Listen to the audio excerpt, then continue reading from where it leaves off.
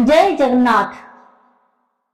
नीलाचल निवासाय नित्याय परमात्मने बलभद्र सुभद्राभ्याम जगन्नाथाय तेन। महाप्रभु जगन्नाथंकर आज पवित्र देवस्थान पूर्णिमा, आज ज्येष्ठ पूर्णमी, आज महाप्रभुंकर जन्मदिन।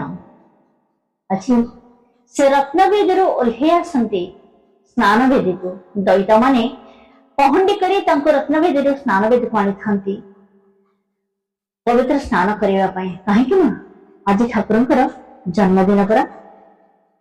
भक्तर ठाकुर से भावग्राही, भक्तर भावरे बंधा, से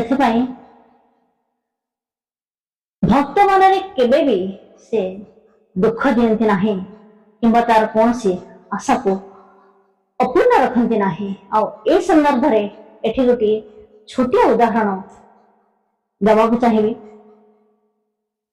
आज स्नान वेदी पर स्नान यात्रा पर पवित्र स्नान पर ठाकुर गजानन बेश भक्त मान को दर्शन दी था।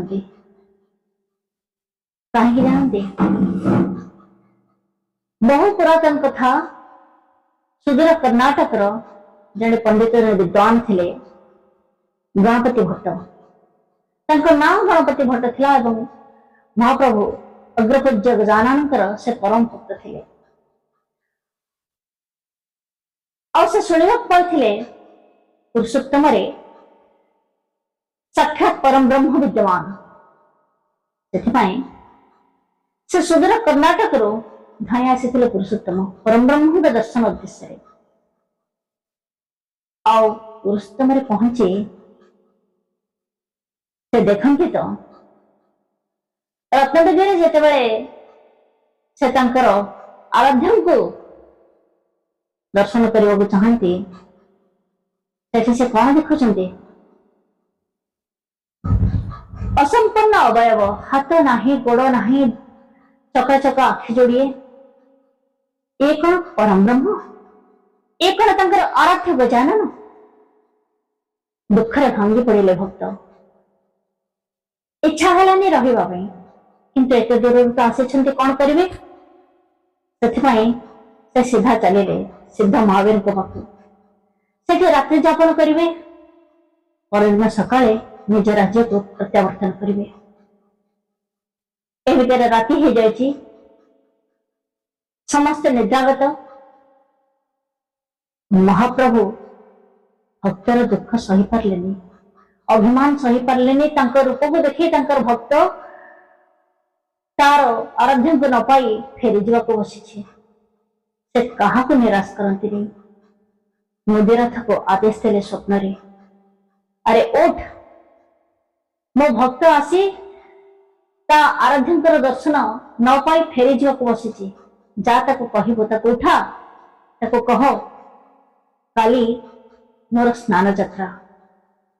से स्नान वेदी निकट पहुंचो, से तार परम ब्रह्मंकर दर्शन पाइब। मुदिरथंकर निद भांगीगला। स्वप्न में जहाँ देखी से तुरंत धाइले सिद्ध महावीर पाखु और से खोजिले दाक्षिणात्यर को भक्त आसी। गणपति भट्टंकर परिचय है। स्वप्न रे महाप्रभु जहाँ जहाँ कही सब गोटी गोटी वर्णना कले मुदिरथ। मुदिरथ कथार गणपति भट्टंकर आस्था आसला। परदिन से रत्नवेदी निकट को आसिले।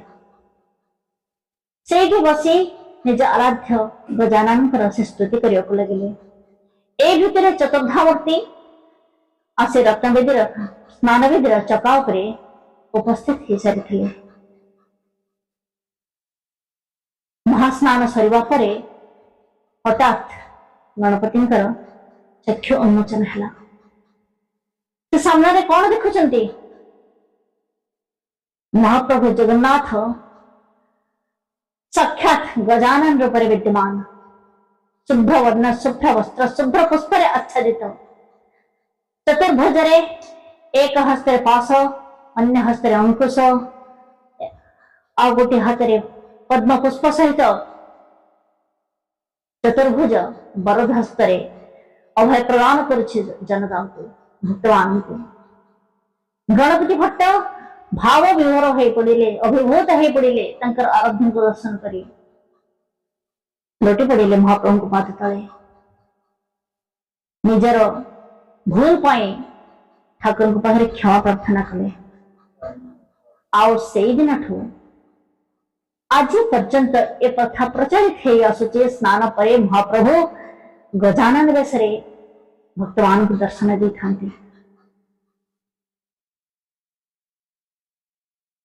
आज पवित्र स्नान पूर्णिमा अवसर रे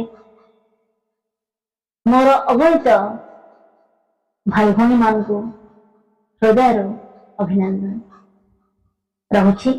धन्यवाद। जय जगन्नाथ।